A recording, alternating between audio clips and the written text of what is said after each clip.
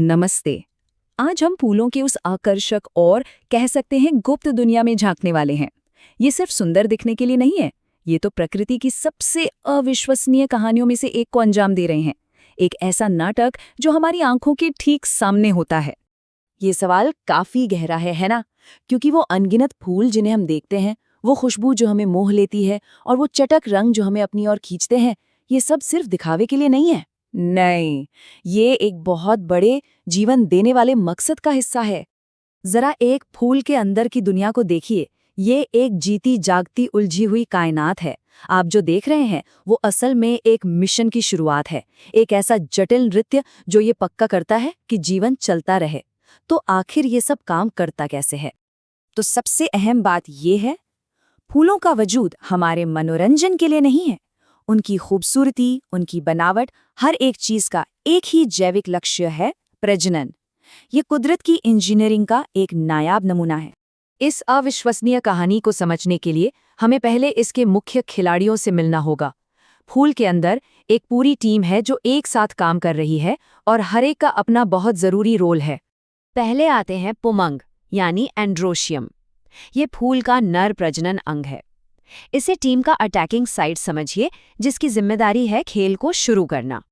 और पुमंग बना होता है पुंकेसरों से, जिसके दो बहुत जरूरी हिस्से हैं। परागकोश वो फैक्ट्री है जहां छोटे छोटे लेकिन बहुत शक्तिशाली परागकण यानी पॉलिन ग्रेन्स बनते हैं, और तंतु वो डंडल है जो परागकोश को ऊंचा उठाकर रखता है ताकि पराग अपनी यात्रा पर आसानी से भेजा जा सके। अब मिलते हैं टीम के दूसरे सबसे जरूरी हिस्से से, जायांग यानी गाइनोशियम। ये फूल का मादा प्रजनन अंग है, और अगर पुमंग अटैकिंग साइड है तो जायांग इस पूरी प्रक्रिया का स्ट्रेटेजिक सेंटर है। जायांग में होता है स्त्री केसर और इसके 3 हिस्से हैं।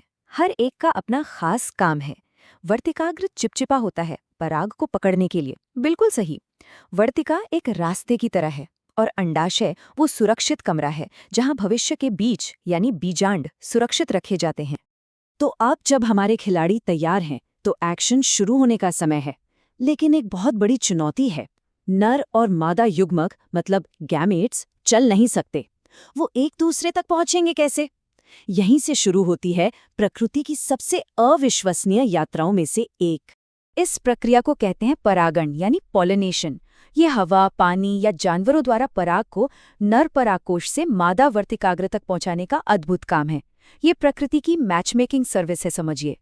एक बार जब परागकण सही जगह पर पहुंच जाता है तो एक और भी अद्भुत सफर शुरू होता है। ये लैंडिंग से शुरू होता है यानी स्टेप 1।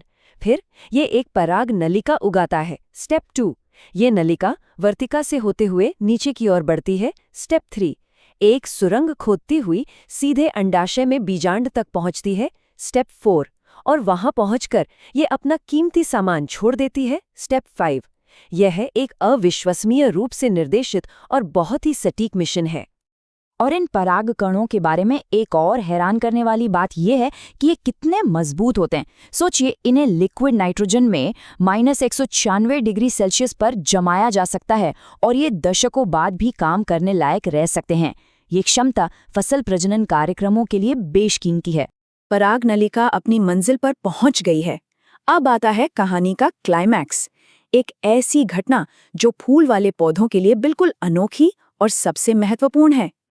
इस प्रक्रिया को दोहरा निषेचन यानी डबल फर्टिलाइजेशन कहा जाता है। और यहाँ जो सबसे जरूरी चीज है वो है नंबर 2। ये सिर्फ एक निषेचन नहीं है, बल्कि 2 अलग अलग लेकिन बहुत जरूरी संलयन हैं जो एक साथ होते हैं। तो ये होता कैसे है? देखिए, पराग नलिका से निकला पहला नर युग्मक अंड कोशिका के साथ मिल जाता है और युग्मनज बनाता है। ये है भविष्य का पौधा या भ्रूण। और दूसरा नर युग्मक 2 दूसरे नाभिकों के साथ मिलकर एक खाद्य आपूर्ति बनाता है जिसे भ्रूणपोष कहते हैं। ये तो ऐसा हुआ जैसे एक ही समय में बच्चे और उसके लिए लंच बॉक्स दोनों को बनाना। दोहरे निषेचन की शानदार घटना के साथ पौधे ने अपनी विरासत को सुरक्षित कर लिया है। अब एक नई पीढ़ी के लिए मंच पूरी तरह से तैयार है। और यहाँ पर प्रकृति की रणनीति देखिए, कितनी शानदार है। खाद्य आपूर्ति यानी भ्रूणपोष हमेशा भ्रूण के विकसित होने से पहले बनती है। इससे ये पक्का हो जाता है कि बढ़ते हुए पौधे के पास जिंदा रहने के लिए जरूरी पोषण पहले से ही मौजूद हो। ये एक बेहतरीन अचूक योजना है। और इस पूरी अविश्वसनीय प्रक्रिया का अंतिम उत्पाद क्या है? बीज। ये वही निषेचित बीजांड है जिसके अंदर अब एक नन्हे पौधे का भ्रूण और उसकी अपनी निजी खाद्य आपूर्ति है, जो एक सुरक्षा कवच में लिपटी हुई है।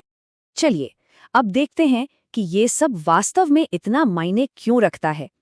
ये सिर्फ पौधों के बारे में नहीं है, ये हमारे बारे में है।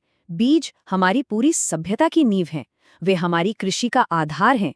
उनको स्टोर करने की क्षमता हमें साल भर भोजन करने और भविष्य की योजना बनाने की अनुमति देती है। और शायद सबसे महत्वपूर्ण बात, वे आनुवांशिक विविधता पैदा करते हैं, जो पौधों को बदलते माहौल में ढलने में मदद करती है, जो हमारे ग्रह के भविष्य के लिए बेहद जरूरी है। तो चलिए इस विचार के साथ इस चर्चा को समाप्त करते हैं। ये सिर्फ एक जैविक प्रक्रिया नहीं है जिसे हमने खोजा है। ये वो प्रक्रिया है जो हमारे ग्रह पर जीवन को बनाए रखती है। इस जटिल नृत्य के बिना, जिसे फूल हर दिन करते हैं, हमारी दुनिया बहुत बहुत अलग दिखती। अगली बार जब किसी फूल को देखें तो याद रखें कि आप सिर्फ खूबसूरती नहीं देख रहे हैं, आप जीवन को ही देख रहे हैं।